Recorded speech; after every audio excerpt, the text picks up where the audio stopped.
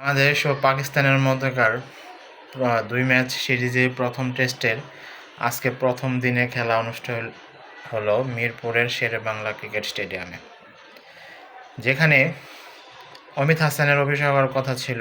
তানজিদ হাসানের একটা সুযোগ ছিল, কিন্তু সেটা হয়নি কখনোই। তারা কেউই তাদের সুযোগ হয়নি বা দলে একাদশে সুযোগ পায়নি। এটা আসলে স্বাভাবিক বিষয়। সুযোগ আসলে যে নতুন কাউকে নিলে যে তাকে সুযোগ দেওয়া হবে, এটার আসলে কোনো নিশ্চয়তা নাই। তাকে দলের সাথে থেকে তারা ম্যাচ খেলবে, দলের পরিবেশ বুঝবে, এটাই হচ্ছে তাদের কারণ। যাই হোক, বাংলাদেশ টসে হেরে প্রথমে ব্যাটিং পেয়েছিল। আসলে একটু অনেকেই অবাকই হয়ে গেছিলো, কারণ এরকম স্পোর্টিং উইকেটে, ব্যাটিং সহায়ক উইকেটে দলে পাকিস্তানের অধিনায়ক শান মাসুদ যে কেন ফিল্ডিং বেছে নিল, সেটা আসলে হয়তো তারা অনেকেও এটা অনেক ভেবেছে। যাই হোক, বাংলাদেশ ব্যাটিং পেয়ে আসলে ভালোই করেছিল, শুরুটাও ভালো করেছিল। যদিও সাদমান ইসলাম 13 করে আউট হয়েছে, মাহমুদুল হাসান জয় 8 রান করে আউট হয়েছে। তাদের শুরুটা ভালোই ছিল, কিন্তু তারা খেয়ে হারিয়ে ফেলেছে, 2 জনে আউট হয়েছে। যাই হোক, এরপর মমিনুল হক এবং নাজমুল হোসেন শান্ত দুর্দান্ত খেলেছে। নাজমুল হোসেন শান্ত 130 বল খেলে সেঞ্চুরি করে আউট হয়ে গেছে। নাজমুল হোসেন শান্তর এটা একটা ব্যাড হ্যাবিট বলতে গেলে। তার একটা গুণ হচ্ছে, তিনি 60-70 রান করলে সেটাকে 100-তে পরিণত করতে পারে, কিন্তু তার 100-র উপরে রান হলে কিন্তু সেটাকে অনেক বিগ স্কোর করতে পারে না।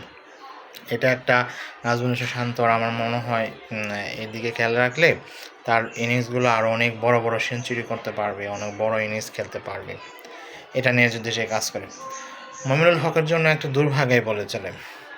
মমিনুল হক নার্ভাস 90s কয়েকবার আউট হয়েছে, সেটা আজকেও আবার প্রমাণ করলেন। তিনি 204 বল খেলে 91 রান করতেছিলেন, এবং আমরা সবাই দেখতেছিলাম যে হয়তো কিছুক্ষণের মধ্যেই মমিনুল হক সেঞ্চুরি করে ফেলবে, কিন্তু সেটা আর হলো না। সেটা আর কোথায় হলো? সেটা মমিনুল হক শেষ পর্যন্ত আউটই হয়ে গেল, এবং এই আউট হওয়ার ফলে মমিনুল হকের সেঞ্চুরি থেকেও তিনি দূর হয়ে গেল।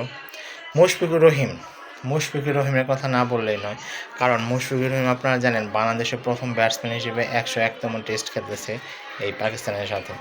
মুশফিকুর রহিম এখন পর্যন্ত অপরাজিত আছে, 96 বল খেলে 48 রান নিয়ে অপরাজিত আছেন।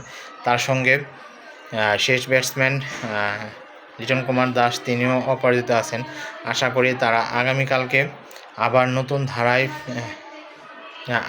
নতুন ধারায় কাজ শুরু করবে, নতুন ধারায় ব্যাটিং করতে নামবে, এবং নতুন ধারায় ব্যাটিং করতে নেমে তারা বাংলাদেশের ইনিংসটাকে আরও অনেক বড় করবে,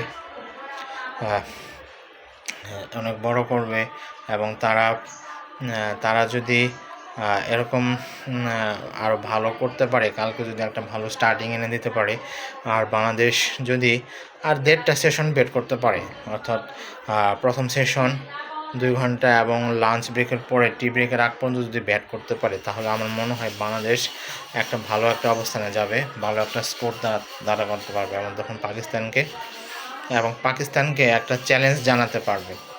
এখন যদি এই দায়িত্ব অবশ্য মুশফিকুর রহিম এবং লিটন কুমার দাসের উপর রয়েছে, কারণ তারা যদি দুর্দান্ত খেলে ভালো করতে পারে, খুব দ্রুত রান করতে পারে, তখনই কিন্তু বাংলাদেশের রান বেশি হবে, 400+ হবে, 500+ হবে। তাহলে তো কোনো কথাই নেই, তখন 500 রান করতে পারলে পাকিস্তানে উল্টা চাপে পড়ে যাবে। যাই হোক, আশা করি আগামীকালকে সকালে নতুন উদ্যমে খেলতে নেমে মুশফিকুর রহিম অনেক ভালো রান করবে, লিটন কুমার দাসও অনেক ভালো রান করবে, এই কামনা রইল, কারণ তাদের অনেক পূর্ব অভিজ্ঞতা রয়েছে। মুশফিকুর রহিম তো অপরিচিত থেকে এর আগে অনেক ভালো রান খেলেছে, লিটন কুমার দাসও করেছে। যেটাই হোক, বাংলাদেশের জন্য অনেক অনেক শুভকামনা থাকলো। আশা করি বাংলাদেশ আরও ভালো খেলবে, অনেক সুন্দর খেলবে, এবং বাংলাদেশকে জেতার জন্য পর্যাপ্ত রান করবে। আপনার কি মনে হয়, বাংলাদেশ কি কালকে দ্বিতীয় দিনের কি ভালো স্কোর করতে পারবে, ভালো রান করতে পারবে, নাকি খুব তাড়াতাড়ি অল আউট হয়ে যেতে পারে? সেটা আপনারা আমাদের কমেন্ট বক্সে লিখে জানিয়ে দিতে পারেন।